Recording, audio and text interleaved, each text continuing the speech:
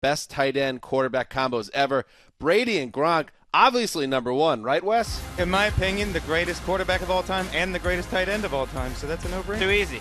Video's done. All right, back to you. No, what about, all right, so they kind of exist in their own plane, right? Who else is in the discussion when you're talking about the silver and bronze medal here? Get us going. Well, if you start on the TD list, it's Phillip Rivers and Antonio Gates who have the record, but they also play in the past heaviest time in NFL history. People pass so much, all records are going down. They're not even the greatest combo in their own franchise's history. Dan Fouts and Kellen Winslow. I think Winslow, before Gronk came around, was the greatest tight end of all time, and Fouts is a Hall of Famer. I like that combo. I can't argue with that now. Because I think you'd take Fouts over Rivers' career. Pretty similar. They're kind of. It's funny how they've matched up.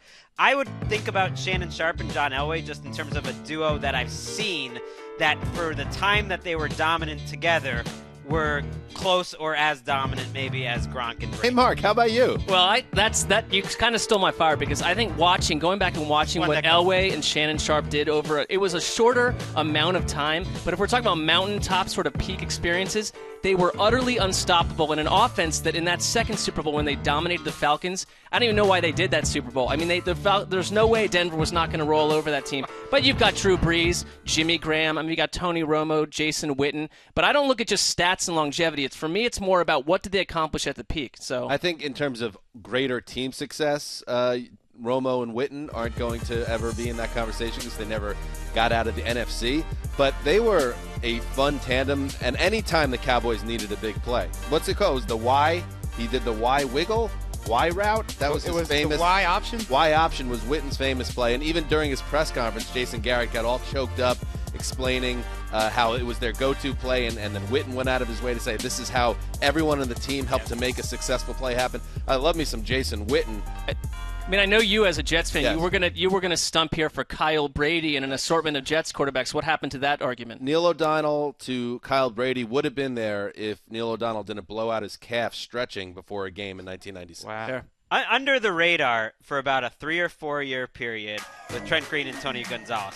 People think about Trent Green now, it's kind of like a vanilla broadcaster, and even as a player, didn't get people excited. But that offense was the best offense in the league. They were probably the best passing attack over about a 3 to 4 year period. Incredibly consistent. And Gonzalez in the red zone at that point, you had to put 2 to 3 people on him to possibly stop him. Well, we're missing an obvious one here, but it goes way back. If Brady and Gronk are the greatest, when Johnny Unitas and John Mackey retired, the old Colts dynasty, Unitas was the greatest quarterback of all time, and Mackey was the greatest tight end of all time. So that has to be on any list high at the top. I think another low-level one, Big Ben, Heath Miller. I mean, it's low level because it's like they won Super Bowls, but Heath Miller is not the playmaker the way you would look at like a Gronk or but something. Even the fact that you call it low level, it's like, why are we even talking about it? Yeah, it's tough. Well, we got time to fill here. You followed up Unitas and Mackey with that. Well, how about this? How about a guy like Ozzie early. Newsome who helped recreate the tight end position, but the problem he's not in this conversation is because he wasn't linked with one quarterback long enough. But that guy, Ozzie Newsome, completely changed. He was the predecessor to your Tony Gonzalez's and your Gronks. What would every member of the Parcells coaching tree say right now? Cessna on edge. Y'all are missing Phil Simms to Mark Bavaro. Oh, Bavaro.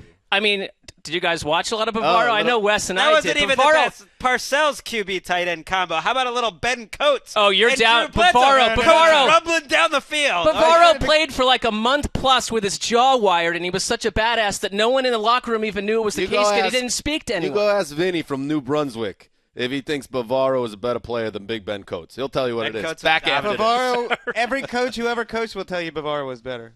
So Mark Bavaro, the greatest tight end of all time. Phil Simms, happy to ride the coattails. That's it from us.